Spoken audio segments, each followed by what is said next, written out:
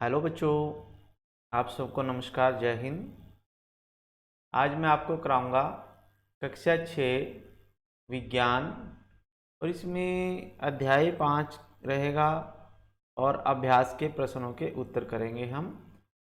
ठीक है बच्चों, पदार्थों का पृथक्करण पाठ है। तो इसमें पहला प्रश्न है आपके पास, हमें किसी मिश्रण के विभिन्न अवयवों को पृथक करने की आवश्यकता क्यों होती है। यानी हमने पदार्थों को पृथक करना क्यों जरूरी हो जाता है। तो इसका उत्तर है, किसी भी पदार्थ का उपयोग करने से पहले उसमें से हानिकारक गैर उपयोगी पदार्थों को अलग करना होता है जो उसके साथ मिश्रित हो सकते हैं।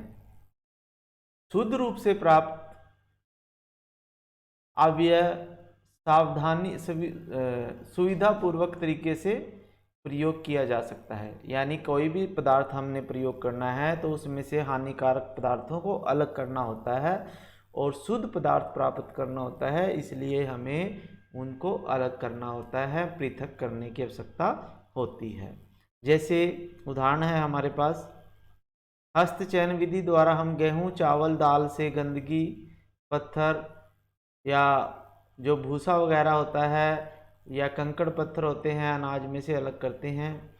या चावल दाल पकाने से पहले हम क्या करते हैं, उनमें पानी में डाल देते हैं जिससे धूल और मिट्टी की कणों की अशुद्धियाँ उनसे अलग हो जाती हैं।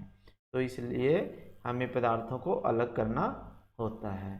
ठीक है बच्चों, तो नेक्स्ट क्वेश्चन है, तो क्वेश्चन नंबर 2 है। इसमें देखिए, निष्पावन से क्या अभिप्राय है, यह कहाँ उपयोग किया जाता है। तो इसका आंसर है, किसी मिश्रण के भारी और हल्के अवयवों को वायु के झोंकों द्वारा पृथक करने की विधि को निष्पावन कहते हैं। ठीक है, यानी जहाँ कोई चीज़ भारी होती है और उसमें हल्की चीज़ मिली होती है तो उसको वायु के झोंकों द्वारा, वायु के वेग से हम उनको अलग कर देते हैं, उसे हम निष्पावन कहते हैं। जैसे साधारण भाषा में हम कहते हैं जीरी को निखार लेते हैं, या गेहूं को भूसे से अलग करते हैं पंखे की हवा के आगे, तो वो क्या है, निष्पावन है। ठीक है, जैसे किसान इस विधि का उपयोग हल्के भूसे को भारी अनाज के कणों से अलग करने के लिए करते हैं। ठीक है, थर्ड क्वेश्चन है आपके पास। तो थर्ड क्वेश्चन में है, पकाने से पहले दालों के नमूनों में से भूस और धूल के कणों को कैसे अलग करते हैं। तो उस विधि को हमको बोलते हैं हस्त चयन विधि। कौन सी विधि? हस्त चयन विधि द्वारा हम उनको अलग करते हैं। ठीक है, फिर चौथा क्वेश्चन है आपके पास, चालन से क्या अभिप्राय है। प्रश्न नंबर 4 है, चालन से क्या अभिप्राय है, यह कहाँ उपयोग होता है। तो चालन जो होता है, अलग अलग आकारों के मिश्रण होते हैं जहाँ पे, यानी कहीं कोई मिश्रण बड़ा होता है, कोई छोटा होता है आकार में, तो उन घटकों को छानने की प्रक्रिया को चालन कहते हैं। यानी उनको छान के अलग करते हैं जिसे हम चालन कहते हैं। तो छलनी सामान्य आकारों वाले अवयवों को छेद से होकर गुजरने देती है और बड़ी अशुद्धियों को छलनी के ऊपर ही रह जाती हैं। जैसे आटा छानते हैं, ठीक है, या रेत और सीमेंट के मिश्रण को छानते हैं हम झरनों के द्वारा, तो उनके ऊपर जो है मोटी चीज़ें ऊपर रह जाती हैं और बारीक चीज़ें जो है नीचे चली जाती हैं। तो इस प्रकार इसे हम चालन विधि कहते हैं। ठीक है, फिर उसके बाद है आपके पास नेक्स्ट क्वेश्चन। तो क्वेश्चन नंबर 5 है, रेत और जल के मिश्रण को आप अलग कैसे करोगे।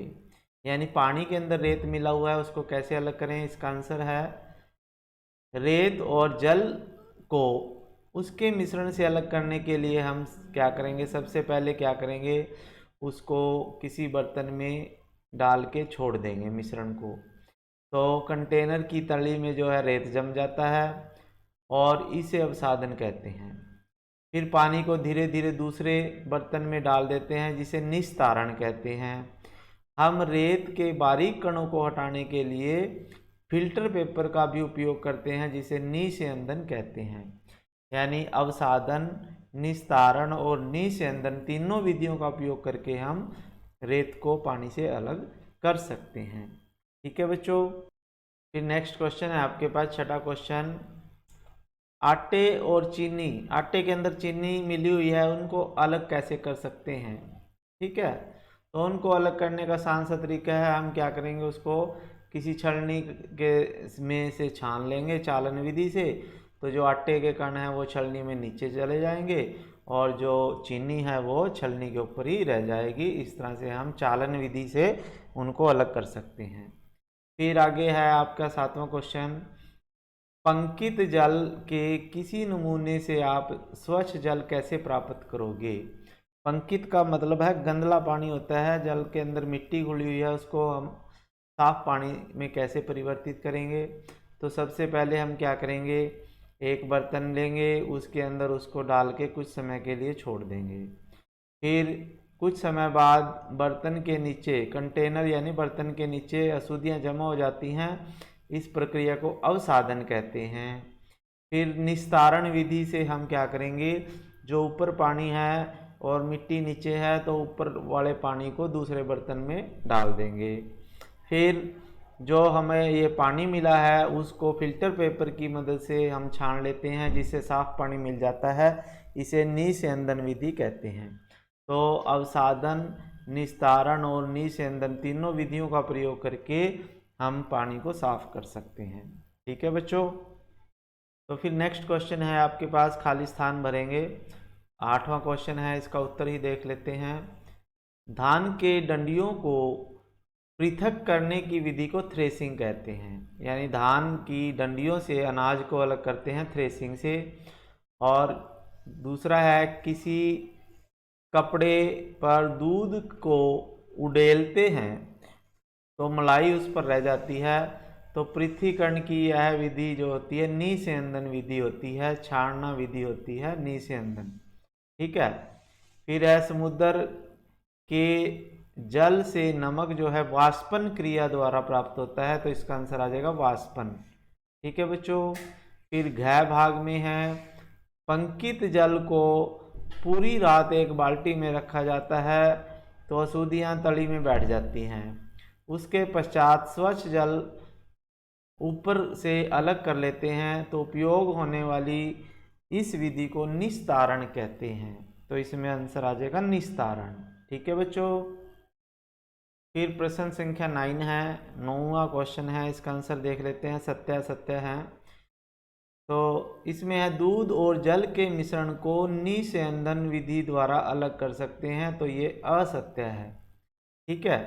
फिर ख भाग है, नमक और जल, ये नमक चीनी के मिश्रण को निष्पावन द्वारा अलग कर सकते हैं, ये भी असत्य है।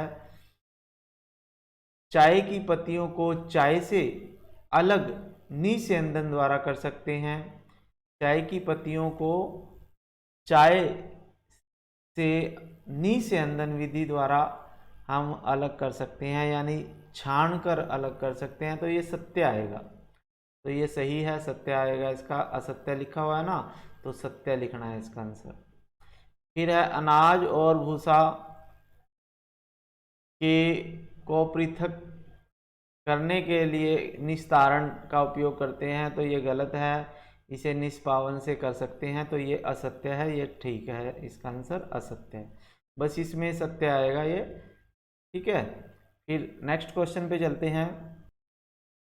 10वां क्वेश्चन है आपके पास, जल में चीनी नींबू का रस मिलाकर शिकंजवी बनाई जाती है और बर्फ डालकर इसे ठंडा करना चाहते हैं, इसके लिए शिकंजवी में बर्फ चीनी घोलने से पहले डालेंगे या बाद में, इसका कारण भी बताएं।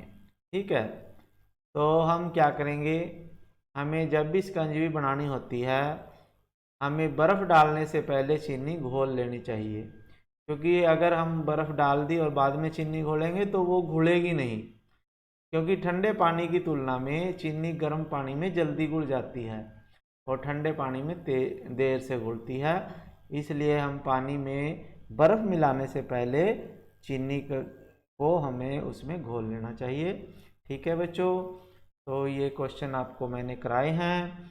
अगर आपको वीडियो अच्छी लगी तो आप इसे लाइक कीजिए, चैनल सब्सक्राइब नहीं किया तो सब्सक्राइब कर लीजिए, घंटी के बटन को दबाइए, इससे आपके पास सभी वीडियो पहुंच जाएंगी। और अपने दोस्तों के पास भी इसको शेयर करना है। ठीक है, ओके, थैंक यू, जय हिंद।